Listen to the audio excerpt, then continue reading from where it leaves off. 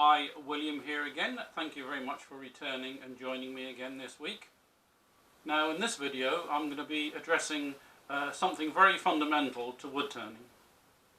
Now I've had more numerous requests actually to describe in detail my default or standard finish, which I often refer to in my videos. Now I did describe this process in some detail in a project video a couple of weeks ago. However, since then a couple of things have changed which have caused me to redevelop the process. Preferences and techniques in finishing turn projects is quite a personal, subjective issue, as all turners have developed their own techniques using many different products and different methodologies. Also, the interpretation of the terms matte, gloss, high gloss, mirror finish is indeed highly subjective, and there is in fact no way to accurately measure this. Now for me, a natural look is always preferable, and I think presents most pieces in their best possible light. And certainly if a customer tells me that looks like plastic, which has happened on a couple of times, then I know I've gone way too far on the finish. So then the title of this video is a Woodturner's finish, and it describes my own technique that works very well for me. I should hasten to add that the way I use the products is not necessarily the way stated or preferred by the manufacturers, but again in the way that works for me. So the purpose of this video then is to provide a real-time demonstration of this process, offering some tips and traps along the way. Okay, before we head over to the lathe, let's go back to school basics and rediscover what is it that makes something shiny.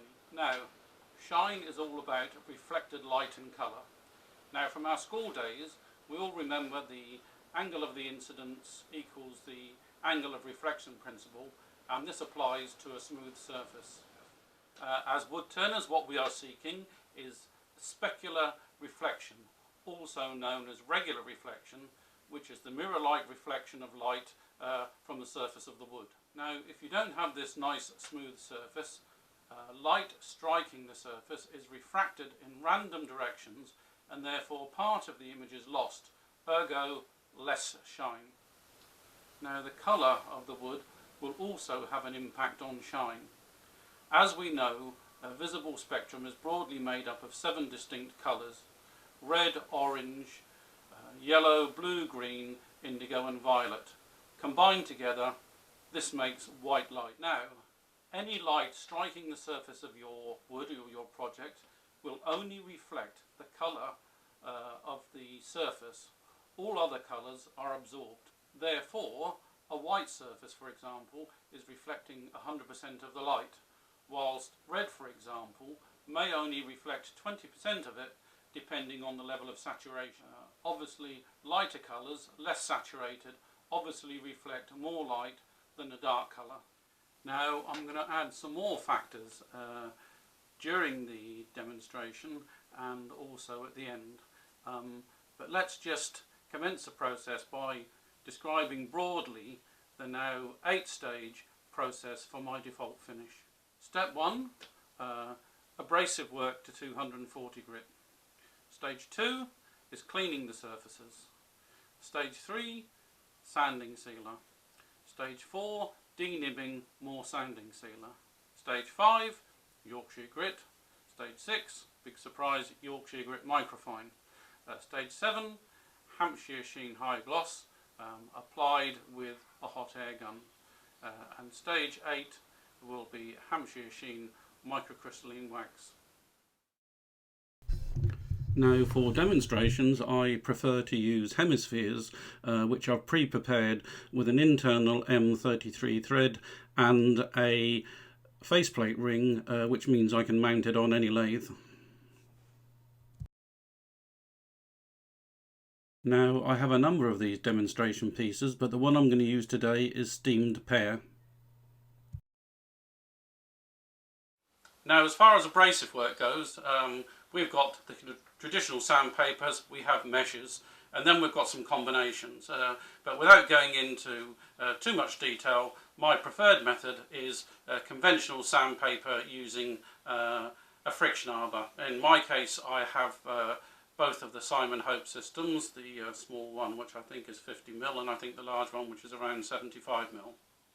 Now the advantage of these friction arbors is that the sanding pattern is random and you're not going to get any deep scratches or grooves left by the sanding process. So for the purpose of this demonstration I've taken the piece back from 180 back to 240 again. Now when I'm sanding on a lathe I never run the speed of the lathe above 500 RPM to avoid burning or cauterizing the surface of the wood. And the finer grade of abrasive you're using increases the risk of this happening. Using these friction-driven sanding arbors does take a little bit of practice to find the sweet spot where you get a good contact with the piece and steady sanding.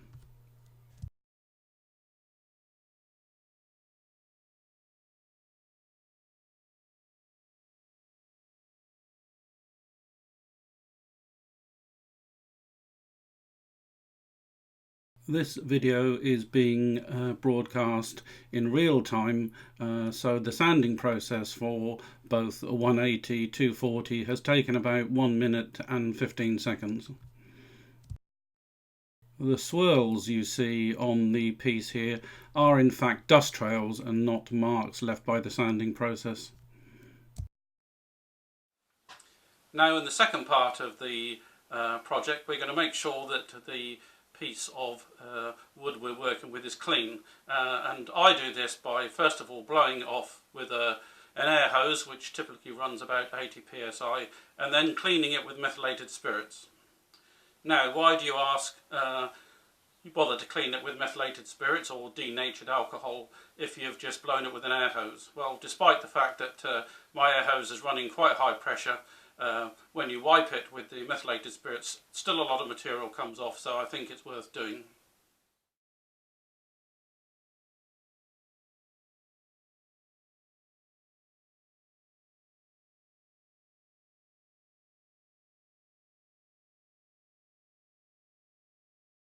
Now here you can clearly see the debris and the dust caught in the paper from this cleaning process.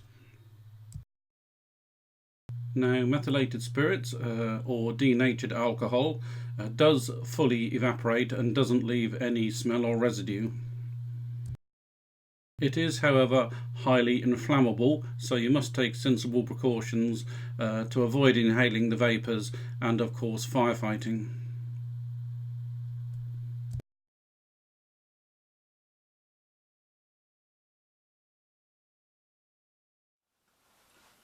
Okay then, stage 3 is sanding sealer.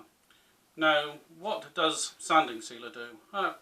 In my humble opinion it does two things. First of all, it does enhance the colour, it makes it pop out, and also of course it fills the pores in the wood, giving us a smoother surface on which to start to make our finish.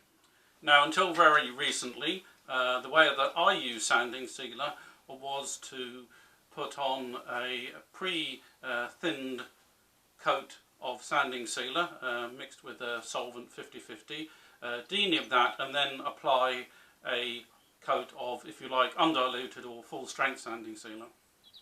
However, after spending a couple of days alongside Martin Saben Smith at Yandel Show a couple of weeks ago, I changed my mind. I was playing around in between doing some demonstrations and I was using his Hampshire Sheen brand of sanding sealer, and I noticed I was getting a better finish by using 2 or maybe 3 or even sometimes 4 coats of pre-thin sanding sealer than I was getting with the previous method.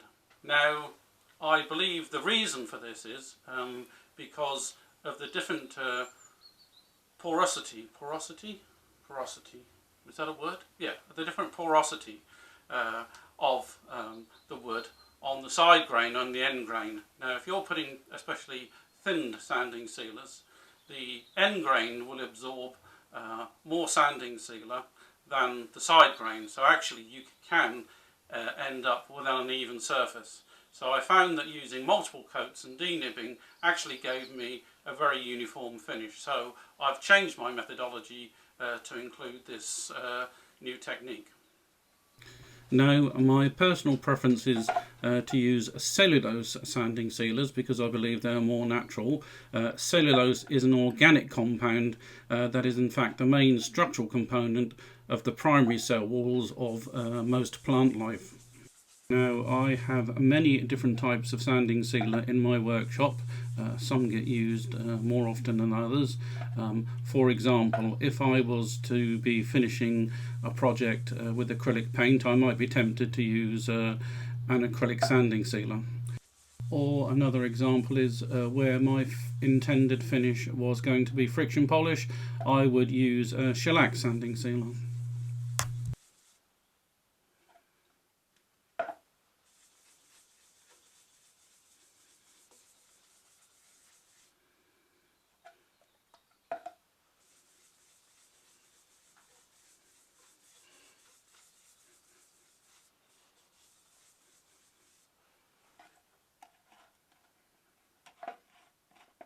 Okay, the fourth stage in this process is denibbing and the further application of more thinned sanding sealer.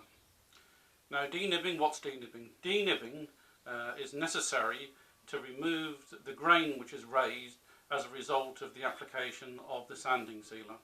Now, I used to use 0000 grade wire wool for this purpose, but I found that on occasions with very coarse grained woods that the wire wool was actually getting trapped in the wood in some occasions. Now, more recently, I've discovered that there are some abrasive pads on the market, and these, for example, are Microfine abrasive pads, and they come in all different types of grit. But for the purposes of denibbing, I use the 1500, the grey pad, which is perfect for the job. So the process from here on is denibbing, wiping the surface with a paper towel to make sure we get rid of any debris, further application of a thin sanding sealer until we get a very nice uniform finish across the whole piece. And that can take, normally I find 2 to 3 applications, but on occasions for more porous, heavy grained woods it might take 4 or 5.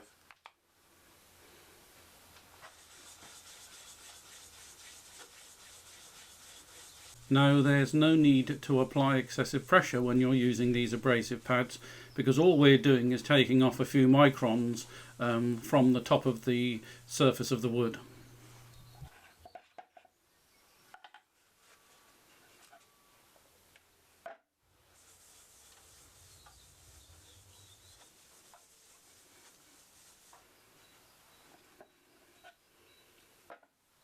As you can see, this pre-thinned sanding sealer dries very, very quickly, and in fact it's dry by the time you get to the other side of the project.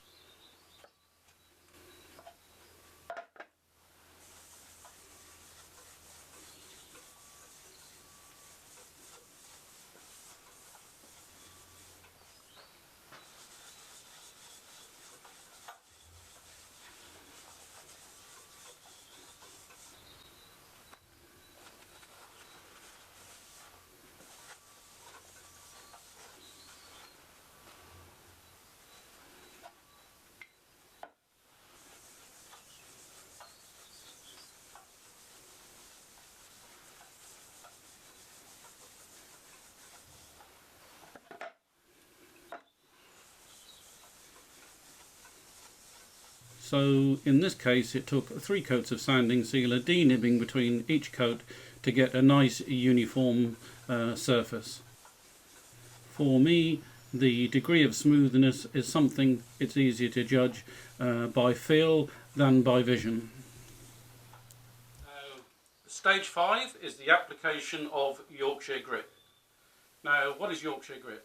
Yorkshire Grit is an abrasive paste.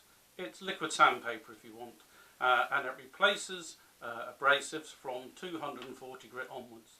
Yorkshire Grit works by continuously breaking down at producing a finer and finer and finer abrasive paste as it's applied to your project. The obvious advantages are no need for several grades of abrasive paper or sandpaper to do one job.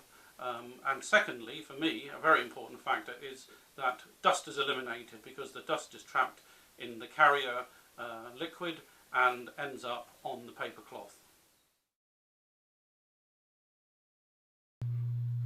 Yorkshire Grit is best applied using a folded piece of paper kitchen towel. Two important factors that you need to bear in mind when using Yorkshire Grit is the speed of the lathe and the amount of the product you put onto the piece.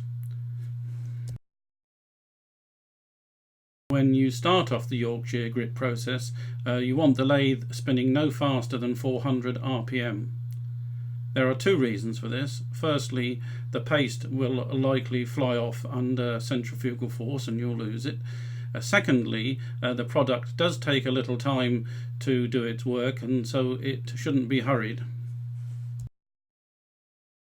Secondly, it's important not to put too much product onto your project. The application of too much Yorkshire Grit, apart from being a waste, you will end up standing there for quite a long time waiting for the product to be used, which can be quite frustrating. As the Yorkshire Grit gets consumed, you can feel a change in the resistance on the paper. Now, as you feel this resistance changing, you can increase the speed of the lathe to speed up the process a little bit.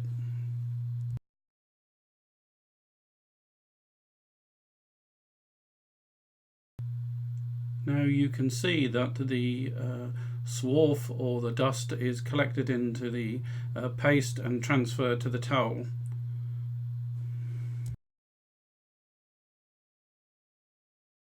You just need to keep turning over your paper towel and presenting a clean surface until in fact your paper towel comes away clean. Then you know that the product has done its job.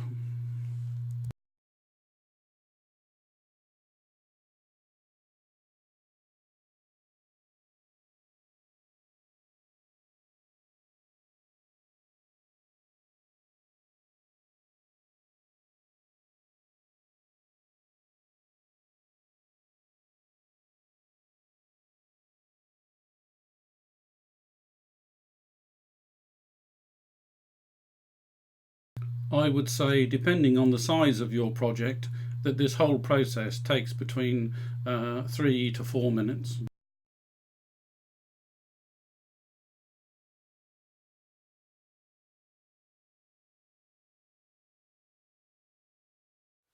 And the sixth stage in this process is the application of Yorkshire Grit Microfine.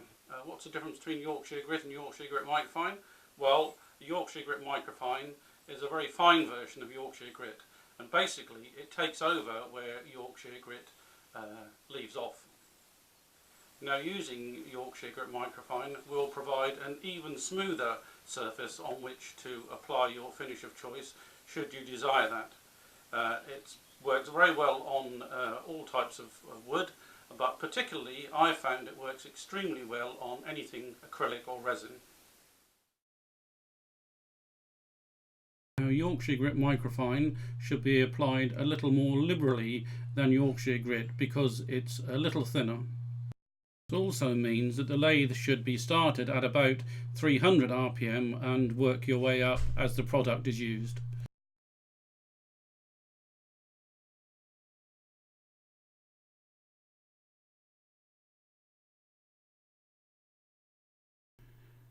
Now, Yorkshire Grit Microfine being much thinner, it's less easy to detect the change in resistance on the piece while you're using it.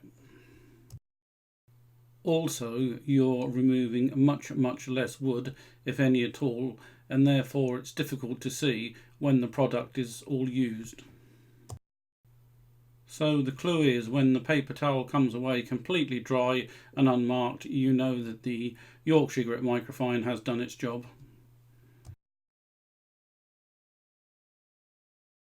Now, the improvement of Yorkshire Grit Microfine on top of Yorkshire Grit is very subtle and again is best felt rather than seen. Now the seventh stage of this process is the application of the base finish for which I use Hampshire Sheen High Gloss. Now as I previously described in previous videos, I'm going to apply it using a hot air gun. Having said that, several people have contacted me and said they've had the same success with a hairdryer, so I don't think you need anything so expensive as a £45 hot air gun.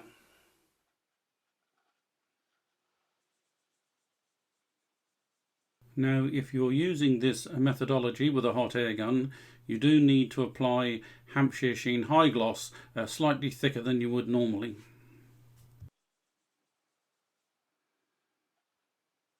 Now we are going to apply very hot air to a wax finish with an inflammable solvent, so there are some basic safety precautions that we must adhere to.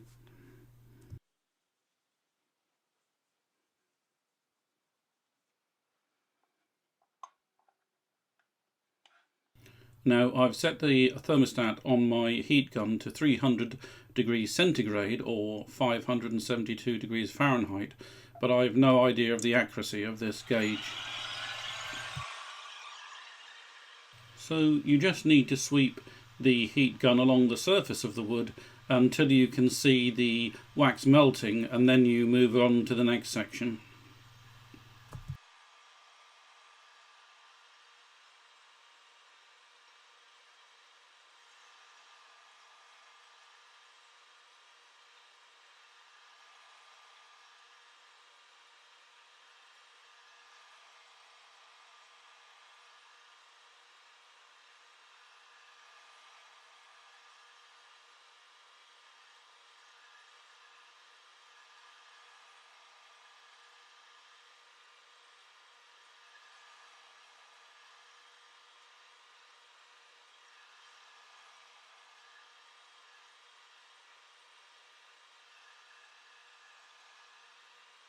When you've completed the heating process, it's just a question now of buffing it up on the lathe at a speed of about 750 to 1000 RPM using a piece of kitchen paper towel.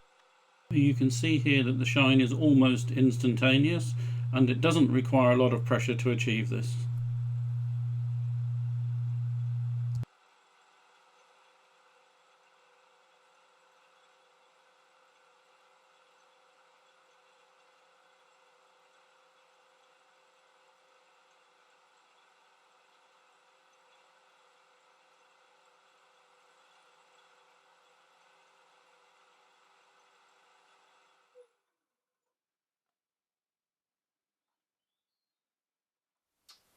Okay, then the final stage, the eighth stage, is the application of a top coat of microcrystalline wax. Why microcrystalline wax? Well, microcrystalline wax is very hard wearing and therefore provides a good protective top coat. Now for me at least, wood is a very tactile thing. I like to pick it up and feel it as well as to look at it, and of course when you do that, if you use soft waxes like beeswax, you're going to leave fingerprints. The use of microcrystalline wax helps to eliminate that problem.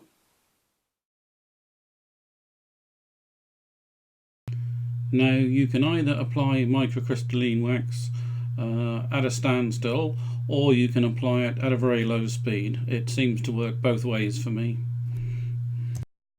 Either way, it should be used very sparingly to avoid getting streaks in the finish.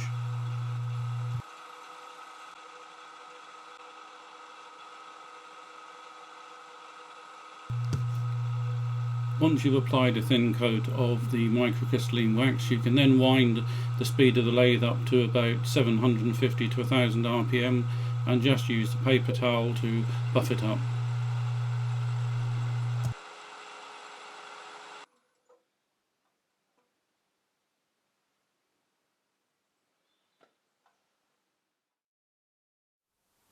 Okay, so that concludes the demonstration of my standard or default finish. It works for me. I appreciate other people have their own ideas, but if you've got any comments, please post them below. I will answer them all, or any ideas that might improve it, I'll be happy to receive them too. Now lastly, just to reflect on a comment I made at the beginning of this video about a plastic-like mirror finish, which doesn't appeal to me at all, and I wouldn't do it unless I was specifically asked to. This type of finish is often achieved by using multiple layers of lacquer and possibly even some burnishing over the top of that. Now the consequences of this is that the layer itself becomes very, very thick indeed, and in my humble opinion that artificial look is caused by the light reflecting from the top of the finish instead of the wood. And when that happens, of course, you lose a lot of definition and colour because all of the white light is reflected from the surface. And that's what causes this, what I would describe as an artificial appearance. Okay, so thank you very much for joining me, and I hope to see you again next week. So next week's project video is going to be something a little bit offbeat again, combining some wood turning with technology. Now, I was up at Yandles last week, and in their special offers box they have got some Rockler Bluetooth speaker kits. Now, I thought it would be rather fun to try and incorporate one of these quite useful devices into a wood turning project. I haven't given it much thought yet, but I have come across in my search for a suitable piece of wood today this piece of not so heavily spalted beech, which looks like a good candidate. So come and join me next week and see what I've done with this.